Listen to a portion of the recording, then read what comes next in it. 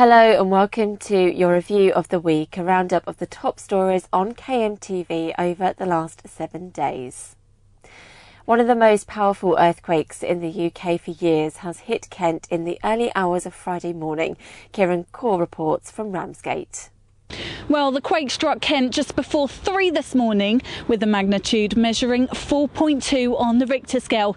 It's been confirmed that the epicentre of it was near to this town. Many people who live here have told me it woke them up from their sleep, along with thousands of others across the county.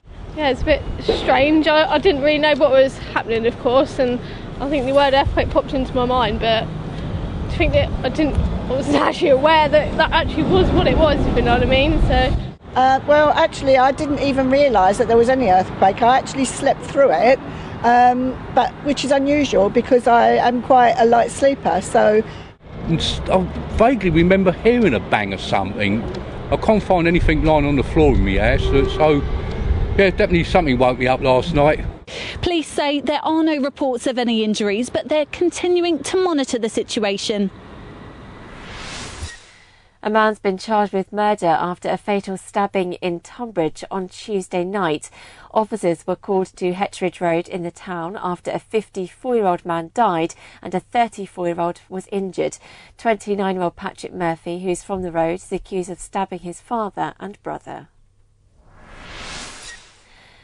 Met Police have charged 2 men from Kent as they investigate a massive safety deposit robbery in London. 76-year-old Brian Reeder and his 50-year-old son Paul from Dartford Road in Dartford were charged on Wednesday night by detectives investigating the £200 million heist over the Easter weekend. All of the suspects were arrested as police searched 12 addresses across London and Kent on Tuesday. A group of little ships have recreated the journey made during the Dunkirk evacuation to mark its 75th anniversary. Graham Stothard went down to Thanet to find out more. It's May 1940. Thousands of French, British and Belgian soldiers are stranded at Dunkirk, trapped between the sea and an advancing enemy. Backed up against the English Channel with dwindling supplies, capture or death seemed certain. Michael Weller-Bentel recalls the destruction. So when we got to the beach, all I could see was the place on fire, Dunkirk, and as I call it, Dante's Inferno, because it was just chaotic. He was just one of thousands saved by Operation Dynamo, the emergency evacuation of Dunkirk. From the shoreline, he made his way to deep water, was picked up by a military ship and taken back to England. When you realised you were back in Sheerness, oh my God! When you realised, what did you feel? Well, it was so wonderful feeling that I can't even explain it. It was, I always used to, in later days, to say it was like a great escape. Well, it was a miracle too, because a miracle on the boat, a miracle on the beach, but I never thought I'd make it, to be quite honest. And nobody thought we'd make it. The architect of the rescue was Admiral Ramsay. His son believes that without the intervention of those private boat owners, the war may have finished very differently. I mean, to lose, say, 300,000 people would have done immense harm, A, to our armed forces, and B, to the morale of our country. And so I think it could have been very, very damaging. Around 800 boats, including the one I'm standing on, were shuttled across the English Channel, rescuing those trapped on French beaches. With little regard for their own safety, over the period of a week, those ships' captains helped save hundreds of thousands of Allied soldiers' lives. It was dubbed the miracle of Dunkirk.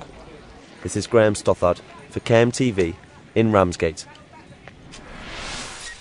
In other news, 3 former workers have been found guilty of 28 historic sex offences at a Kent boys' school over a 30-year period. The trio faced a total of 49 charges of molesting children at Swalen School in Penshurst, dating back to 1963. Kent's network of speed cameras are to be brought up to date to make them more efficient. £10 million is being spent converting them from film to digital cameras. And a Maidstone preschool's website has been targeted by online hackers. Trinity Preschool site was hit by a group claiming to be the voice of Palestine, but the messages have now been removed. To some, it may just be a piece of art, but a temporary sculpture in Ashford has been designed to commemorate a little-known physician with links to the town. Kieran Court went to have a look. It's not what you might expect to see when walking down the high street, but this beating heart sculpture is an artwork with a meaning. It's been created in honour of William Harvey, the physician who first described the circulatory system and who Ashford's hospital is named after. The idea of this piece was to raise questions really, and hopefully, probably divide the audience as to why it's there. But when people ask the question why it's there, and find out it's a tribute to William Harvey and the significance of him in Ashford and what he did here. Hopefully it will instill a bit of local pride and maybe educate people and a little bit about the relevance. The 3.5 metre high heart has been placed next to Park Mall in the town centre and also aims to be an interactive experience.